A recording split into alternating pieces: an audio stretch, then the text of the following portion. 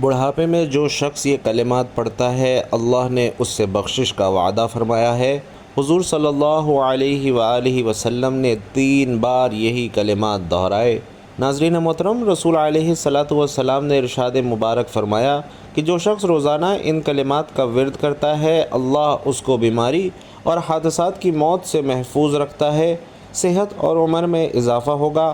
اگر بندہ بڑھاپے میں 100 بار ان کلمات کا ورد کرتا ہے تو اللہ رب العالمین نے اس کی بخشش کا وعدہ فرمایا ہے، اور یہی الفاظ آپ صلی اللہ علیہ وسلم نے 3 مرتبہ دہرائے۔ فرمایا کہ اسے بشارت ہے جنت کی، اللہ تعالیٰ اس کی دعا کو رد نہیں فرماتا۔ فجر کی سنتوں اور فرض کے درمیان 41 مرتبہ پڑھے گا تو اپنے فوت شدہ والدین یا پھر اہل و عیال کو اس کا ثواب کرے گا تو ان پر سے عذاب اٹھا لیا جاتا ہے، اور اس کو فرشتے خوشخبری دیتے ہیں کہ تمہاری اولاد نے تم پر احسان کیا ہے، اور ان کے والدین کی روح بخشی جاتی ہے، اپنی اولاد کو دعائیں دیتی ہے جو اللہ تعالیٰ قبول فرماتا ہے۔ اور وہ کلمات آج کی اس بابرکت ویڈیو میں آپ کے حوالے کرنے جا رہا ہوں، تو اس لیے آپ سے گزارش ہے کہ آپ نے ویڈیو کو آخر تک لازمی دیکھنا ہے، اور ویڈیو باقاعدہ شروع کرنے سے پہلے آپ تمام لوگوں سے گزارش ہے کہ پیارے آقا صلی اللہ علیہ وسلم پر ایک پیارا اور مختصر سا درود صلی اللہ علیہ وسلم لازمی کامنٹ باکس میں لکھ دیجئے۔ ناظرین، جو لوگ ساری زندگی گناہوں میں مبتلا رہے اور آخرت کی پرواہ کیے بغیر گناہ پہ گناہ کرتے رہے، اگر ان کے دل میں بخشش کی خواہش پیدا ہوئی ہے تو وہ بڑھاپے میں بھی یہ کلمات پڑھ لیں، کیونکہ بڑھاپے میں جو یہ کلمات پڑھ لیتا ہے اللہ تعالیٰ نے ان کلمات کو پڑھنے والے سے بخشش کا وعدہ فرمایا ہے۔ تو آپ نے آج کی ویڈیو میں یہ بتائے گئے کلمات بتائے گئے طریقے اور ترتیب سے لازمی پڑھنے ہیں۔ اس سے جتنے بھی گناہ ہوں گے انشاءاللہ وہ ختم ہو جائیں گے۔ اللہ تعالیٰ اس انسان کو بخش دے گا، اور جس کو اللہ تعالیٰ کی بخشش نصیب ہو جاتی ہے اس کی دنیا اور آخرت دونوں ہی آسان ہو جاتی ہیں، دونوں ہی سنور جاتی ہیں۔ بھائیوں اور بہنوں، ایک مرتبہ نبی رحمت صلی اللہ علیہ وسلم اپنے مبارک حجرے میں تشریف فرما تھے۔ آپ صلی اللہ علیہ وسلم نے دیکھا کہ حضرت علی شیر خدا رضی اللہ تعالی عنہ اپنے دونوں شہزادوں یعنی حسنین کریمین کے ہمراہ نبی پاک صلی اللہ علیہ وسلم کی خدمت اقدس میں حاضر ہو رہے ہیں۔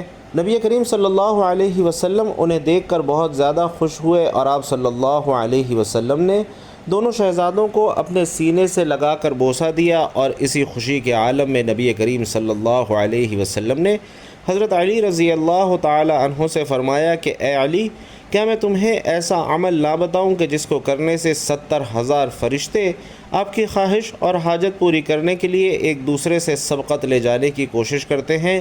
حضرت علی رضی اللہ تعالی عنہ نے عرض کی کہ یا رسول اللہ صلی اللہ علیہ وسلم، ضرور فرمائیے۔ تو نبی پاک صلی اللہ علیہ وسلم نے حضرت علی رضی اللہ تعالی عنہ کو یہی کلمات ارشاد فرمائے تھے۔ بھائیوں اور بہنوں، نبی کریم صلی اللہ علیہ وسلم صحابہ کرام رضوان اللہ تعالی علیہم اجمعین کے درمیان بھائی چارہ قائم فرما رہے تھے، اور حضرت علی رضی اللہ تعالی عنہ آنسو بہاتے ہوئے نبی کریم صلی اللہ علیہ وسلم کی خدمت اقدس میں حاضر ہوئے، اور کپڑوں کے کونے سے آنسو پوچھتے ہوئے کہا، یا رسول اللہ صلی اللہ علیہ وسلم، آپ نے اپنے صحابہ کرام کے درمیان بھائی چارہ قائم کیا، لیکن مجھے کسی کا بھائی نہیں بنایا۔ نبی کریم صلی اللہ علیہ وسلم یہ سن کر مسکرا دیے اور انہیں اپنے ساتھ بٹھایا، اپنے سینے سے لگا کر کہا کہ علی، تم دنیا اور آخرت میں میرے بھائی ہو۔ پھر لوگوں کے عام مجمع میں یہ اعلان فرما دیا کہ لوگوں، یہ علی میرا بھائی ہے، یہ علی میرا بھائی ہے۔ اسی طرح ایک مرتبہ یمن کے ایک تاجر نے پہلی مرتبہ اپنے بیٹے کو تجارت کے لیے بھیجا، اور حضرت محمد صلی اللہ علیہ وسلم نے جو کلمات حضرت علی رضی اللہ تعالی عنہ کو بتائے تھے، حضرت علی رضی اللہ تعالی عنہ نے وہ کلمات عام کر دیے، اور یہ سلسلہ اسی طرح سے چلتا رہا، اور اس تاجر نے وہی کلمات پڑھ کر دل میں یہ خواہش کی کہ میرا بیٹا خیر و عافیت کے ساتھ اپنی پہلی تجارت کر کے واپس آئے۔ اس تاجر نے خوشی خوشی اپنے بیٹے کو ایک کشتی میں سوار کر دیا، جبکہ کچھ اور لوگ بھی اس کشتی پر سفر کر رہے تھے۔ اس سمندر میں سے ایک آواز دینے والے کی آواز سنائی دی، لیکن صورت نظر نہ آئی۔ اس آواز دینے والے نے کہا کہ اگر کوئی مجھے 10,000 دینار دے دے تو میں اسے ایک ایسا وظیفہ بتاؤں گا کہ اگر وہ ہلاکت کے بالکل قریب بھی پہنچ گیا ہو اور اس وظیفے کو پڑھ لے تو تب بھی تمام بلائیں اور مصیبتیں اسے ٹل جائیں گی۔ اس کشتی کے مسافروں میں سے ایک نے بلند آواز میں جواب دیا کہ آؤ میں تمہیں 10,000 دینار دیتا ہوں، مجھے وہ وظیفہ بتا دو۔ تو آواز آئی کہ تم اپنے دیناروں کو سمندر کے اندر ڈال دو، وہ مجھے مل جائیں گے اور میں تمہیں وظیفہ بتا دوں گا۔ چنانچہ اس کشتی کے مسافر نے 10,000 دینار اس سمندر کے اندر ڈال دیے تو آواز دینے والے شخص نے مسافر کے کان میں آ کر وہ وظیفہ بتایا جو نبی کریم صلی اللہ علیہ وسلم نے حضرت علی رضی اللہ تعالی عنہ سے فرمایا تھا، اور اس مسافر نے بھی وہ وظیفہ سن کر پڑھ لیا، اور یہ مسافر اسی یمن کے تاجر کا بیٹا تھا۔ آواز دینے والے نے اس سے کہا کہ تجھے جب بھی کوئی مصیبت پڑے تو اس وظیفے کو پڑھ لیا کرو، جبکہ یہ سن کر کشتی کے دوسرے تمام مسافروں نے اس کا مذاق اڑایا اور کہا کہ تو نے اپنی کثیر رقم سمندر میں پھینک کر ضائع کر دی ہے، لیکن تاجر کے بیٹے نے جواب دیا کہ میں نے اپنی دولت ضائع نہیں کی اور مجھے اس بات میں کوئی شبہ نہیں کہ مجھے قرآن پاک کی آیت ضرور نفع پہنچائے گی۔ لہٰذا اس کے بعد چند گھنٹے وہ کشتی چلتی رہی اور پھر اچانک طوفان کی موجوں سے وہ کشتی ٹوٹ کر بکھر گئی، اور سوائے اس تاجر کے بیٹے کے اس کشتی کا کوئی آدمی بھی زندہ نہ بچا۔ وظیفہ پڑھنے والا وہ مسافر کشتی کے ایک ٹوٹے تختے پر بیٹھا ہوا سمندر کے اندر بہتا چلا جا رہا تھا، یہاں تک کہ کچھ دیر کے بعد ایک جزیرے پر جا پہنچا، اور اس جزیرے میں چند قدم چلنے کے بعد اس نے دیکھا کہ وہاں ایک شاندار محل بنا ہوا ہے اور ہر قسم کے موتی اور جواہرات وہاں پڑے ہوئے ہیں۔ اس نے دیکھا کہ اس محل میں ایک بہت ہی حسین و جمیل عورت بھی اکیلے بیٹھی ہوئی ہے، اور ہر قسم کے میوہ جات اور کھانے پینے کا سامان اس کے پاس رکھا ہوا ہے۔ اس عورت نے اس مسافر کو دیکھا تو پوچھا کہ تم کون ہو اور یہاں کیسے پہنچے ہو؟ پھر اس نے عورت سے پوچھا کہ تم کون ہو اور یہاں پر اکیلی کیا کر رہی ہو؟ تو اس عورت نے اپنا قصہ سنایا کہ میں بصرہ کے عظیم اور بڑے تاجر کی بیٹی ہوں، میں اپنے باپ کے ساتھ سمندر کے سفر پر جا رہی تھی کہ ہماری کشتی ٹوٹ گئی اور مجھے اچانک کوئی کشتی کے اندر سے اچک کر لے بھاگا، اور میں تب سے اس جزیرے پر اس محل کے اندر اس وقت سے قید پڑی ہوں۔ ایک شیطان ہے جو مجھے اس محل میں لے آیا ہے اور وہ ہر 7ویں دن یہاں آتا ہے، آج اس کے یہاں آنے کا دن ہے، لہٰذا تم اپنی جان بچا کر یہاں سے بھاگ جاؤ ورنہ وہ شیطان تمہاری جان لے لے گا۔ ناظرین، ابھی اس عورت کی گفتگو ختم بھی نہ ہوئی تھی کہ وہاں ایک دم سے اندھیرا چھا گیا۔ عورت نے پھر سے کہا کہ جلدی سے یہاں سے بھاگ جاؤ کیونکہ وہ آ رہا ہے اور وہ تمہیں ضرور جان سے مار ڈالے گا۔ چنانچہ وہ شیطان وہاں پر آ گیا، لیکن وہ مسافر وہاں پر یوں ہی کھڑا رہا۔ وہ شیطان جیسے ہی اسے دبوچنے کے لیے آگے بڑھا تو مسافر نے وہ وظیفہ پڑھنا شروع کر دیا، اور وظیفہ سنتے ہی شیطان زمین پر گر پڑا اور زوردار آواز آئی کہ جیسے کوئی ٹکڑا ٹوٹ کر زمین پر گر پڑا ہو، اور پھر دیکھتے ہی دیکھتے وہ شیطان جل کر راکھ کا ڈھیر ہو گیا۔ یہ دیکھ کر اس عورت نے کہا کہ اللہ تبارک و تعالی نے تمہیں رحمت کا فرشتہ بنا کر میرے پاس بھیجا ہے اور تمہاری بدولت مجھے اس شیطان سے نجات ملی ہے۔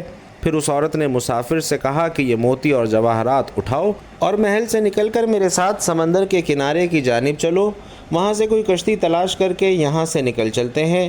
چنانچہ بہت سے موتی، جواہرات اور کھانے پینے کا سامان اپنے ساتھ لے کر وہ دونوں اس محل سے نکلے۔ وہ دونوں اس سمندر کے کنارے پر جا پہنچے اور وہاں ایک کشتی جزیرے کی جانب جا رہی تھی۔ وہ دونوں اس کشتی پر سوار ہو کر بصرہ جا پہنچے۔ لڑکی کے والدین اپنی گمشدہ لڑکی کو دیکھ کر بے حد خوش ہوئے اور اس مسافر کے شکر گزار ہوئے اور بہت ہی عزت اور احترام کے ساتھ اسے اپنے گھر میں مہمان بنا کر رکھا۔ پھر لڑکی کے والدین نے پوری بات سن کر ان دونوں کا نکاح کر دیا اور وہ دونوں میاں بیوی بن کر رہنے لگے، اور تمام موتی اور جواہرات جو وہ اس جزیرے سے لے کر آئے تھے وہ ان دونوں کی مشترکہ دولت بن گئے۔ اس عورت سے اللہ تعالی نے اس مرد کو کچھ بچے بھی عطا کیے، اور وہ دونوں نہایت محبت اور احترام کے ساتھ اپنی زندگی بسر کرنے لگے۔ اور ناظرین، یہ سب اس وظیفے کا کمال ہے جو حضرت محمد صلی اللہ علیہ وسلم نے حضرت علی رضی اللہ تعالی عنہ کو بتایا تھا۔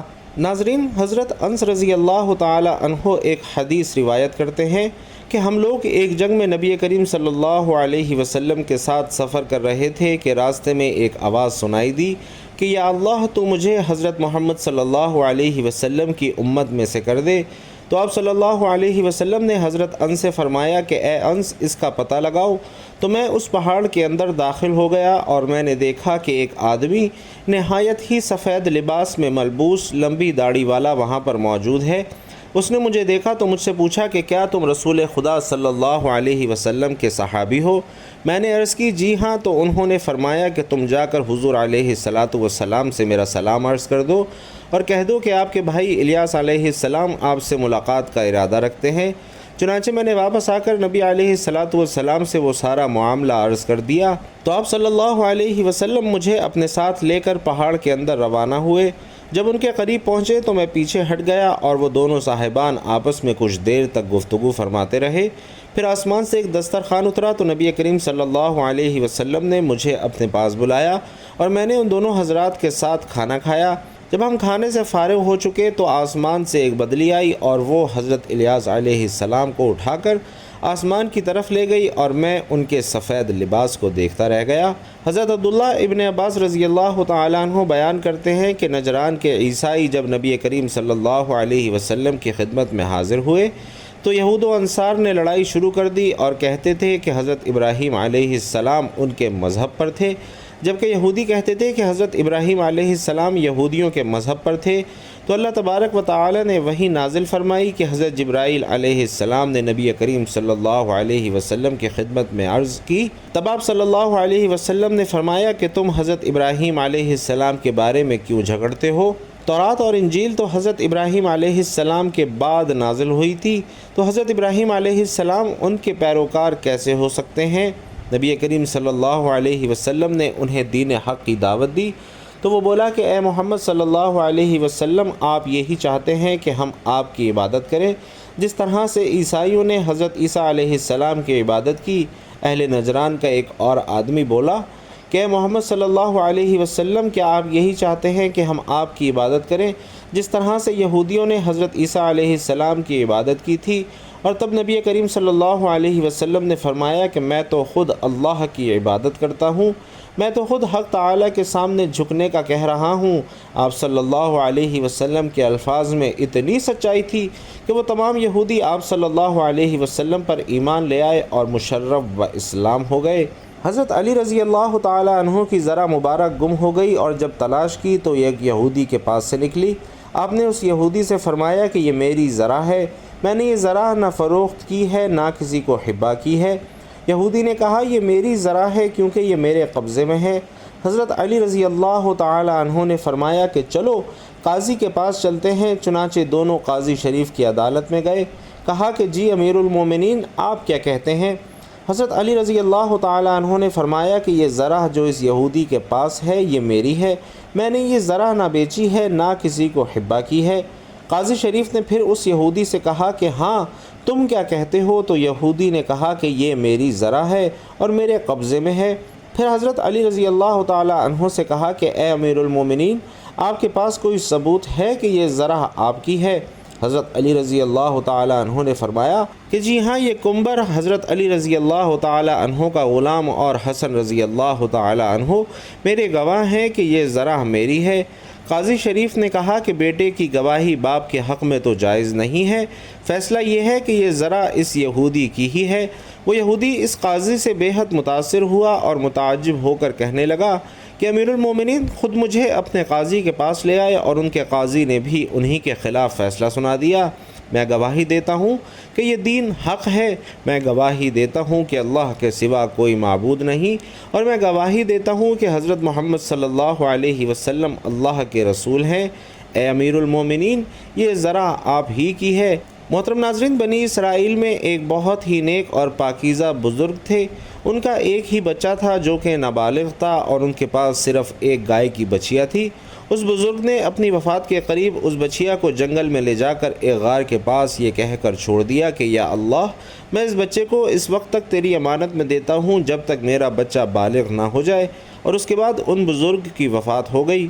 وہ بچیا جوان ہو کر درمیانی عمر کی ہو گئی اور بچہ بڑا ہو کر اپنی ماں کا بہت ہی فرما بردار اور انتہائی نیکوکار ہو گیا۔ اس نے رات کو 3 حصوں میں تقسیم کر رکھا تھا۔ ایک حصے میں سوتا، ایک میں عبادت کرتا، جبکہ ایک حصے میں اپنی ماں کی خدمت کرتا، اور روزانہ جنگل سے لکڑیاں کاٹ کر لاتا تھا اور پھر انہیں فروخت کر کے 1/3 رقم صدقہ کر دیتا، 1/3 اپنی ذات پر خرچ کر لیتا، جبکہ 1/3 رقم اپنی والدہ کو دے دیتا۔ ایک دن لڑکے کی ماں نے کہا کہ میرے پیارے بیٹے، تمہارے باپ نے غار کے پاس بچھیا کو چھوڑا تھا جس کو انہوں نے فلاں جھاڑی کے پاس جنگل میں اللہ کی امانت میں سونپ دیا تھا۔ اب تم اس جھاڑی کے پاس جا کر یوں دعا مانگو کہ اے خدا کریم، میرے باپ کی چھوڑی ہوئی امانت مجھے واپس لوٹا دے، اور اس بچیا کی نشاندہی یہ ہے کہ وہ پیلے رنگ کی ہے اور اس کی کھال اس طرح سے چمک رہی ہوگی جیسے سورج کی ہلکی ہلکی کرنیں ہوتی ہیں۔ یہ سن کر وہ لڑکا جنگل میں اس جھاڑی کے پاس گیا اور دعا کی تو فوراً ہی وہ گائے دوڑتی ہوئی آ گئی اور لڑکے کے پاس آ کر کھڑی ہو گئی۔ لڑکا اس کو پکڑ کر گھر لایا تو اس کی ماں نے کہا کہ میرے بیٹے، تو اس گائے کو لے جا کر بازار میں 3 درہم میں فروخت کر دے، لیکن کسی کو بغیر میرے مشورے کے مت دینا۔ ان دنوں بازار میں گائے کی قیمت 3 درہم ہی ہوا کرتی تھی۔ بازار میں ایک گاہک آیا جو کہ در حقیقت ایک فرشتہ تھا۔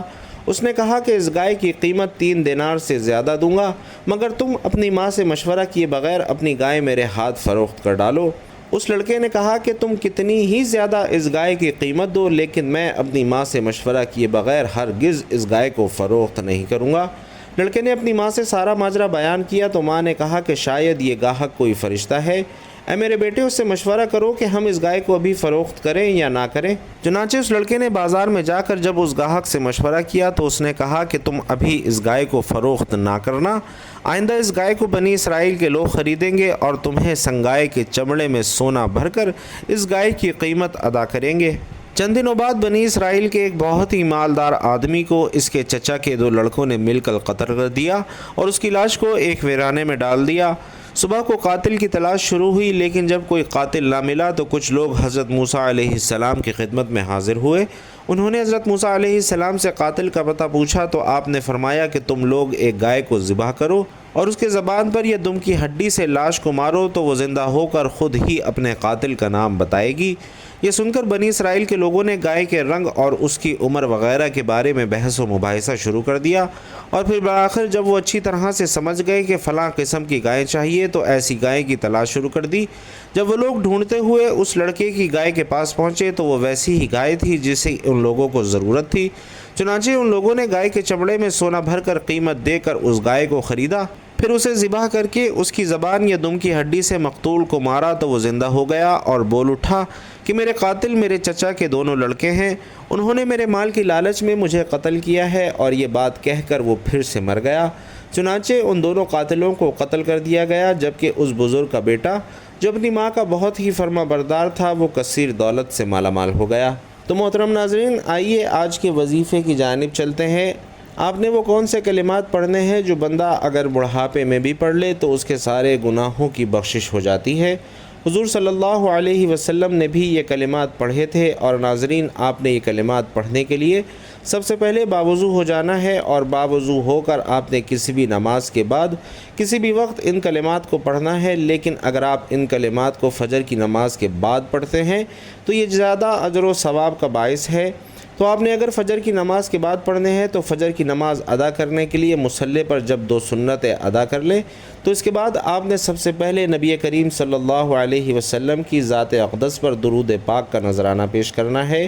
اللہم صلی علی محمد وعلی آل محمد کما صلیت علی ابراہیم وعلی آل ابراہیم انک حمید مجید۔ اللہم بارک علی محمد وعلی آل محمد کما بارکت علی ابراہیم وعلی آل ابراہیم انک حمید مجید۔ اور درود پاک پڑھنے کے بعد آپ نے ایک تسبیح سبحان اللہ و بحمدہ، سبحان اللہ العظیم و بحمدہ، استغفر اللہ، ان کلمات کی پڑھنی ہے، اور مکمل 100 مرتبہ یعنی کہ ایک تسبیح پوری پڑھنی ہے۔ اور اس کے بعد آپ نے سورۃ الفاتحہ کی ایک آیت ایاک نعبد و ایاک نستعین کی 41 مرتبہ تلاوت کرنی ہے، اور اس کو پڑھ کر اگر آپ کسی مریض پر دم کرنا چاہیں تو کر دیں، انشاءاللہ وہ صحت یاب ہو جائے گا، کیونکہ ناظرین سورۃ الفاتحہ ہر مرض کی دوا ہے۔ اس سورت کا نام سورۃ الشافیہ اور سورۃ الشفا بھی ہے۔ جو شخص سورت کو پڑھتا ہے اس کو کبھی بیماری نہیں ہوگی، تنگ دست نہیں ہوگا، اس کو وہاں سے رزق ملے گا جہاں سے اس کا گمان بھی نہیں ہوگا۔ اگر بندہ بڑھاپے میں اس صورت کا ورد کرتا ہے تو اللہ تعالیٰ اس سے بخشش کا وعدہ فرماتا ہے، یعنی وہ جنتی بن جاتا ہے۔ اگر اللہ تعالیٰ سے کوئی حاجت طلب کرتا ہے تو اللہ تعالیٰ اس کی دعا رد نہیں کرتا، قبول فرماتا ہے۔ تو ناظرین، آپ نے فجر کی سنتوں اور فرض کے درمیان یہ کلمات لازمی پڑھنے ہیں، کیونکہ آپ یہ کلمات پڑھ کر اپنے والدین کے لیے ایصال ثواب کرتے ہیں تو ان پر سے تمام عذاب اٹھا لیے جاتے ہیں، اور ان کو فرشتے خوشخبری دیتے ہیں کہ تمہاری اولاد نے تم پر احسان کیا ہے، اور ان کے فوت شدہ والدین کی روحیں اپنی اولاد کو دعائیں دیتی ہیں۔ اللہ تبارک و تعالی سے دعا ہے کہ نیکی کی بات سننے، سمجھنے اور اس پر عمل کرنے کی طاقت اور توفیق ہم سب کو مرحمت فرمائے۔ میرا سنانا اور آپ کا سننا اپنی بارگاہ میں قبول و منظور فرمائے۔ جو مانگ سکے وہ بھی عطا فرمائے، اور جو نہ مانگ سکے وہ بھی عطا فرمائے۔ آمین یا رب العالمین۔ بھائیوں اور بہنوں، آخر میں آپ سے گزارش ہے کہ اللہ تعالیٰ کے 99 ناموں میں سے کوئی بھی ایک نام کمنٹ باکس میں لکھ کر ضرور شیئر کیجئے گا۔ اللہ تعالیٰ آپ سب کا حامی و ناصر ہو۔ آمین یا رب العالمین۔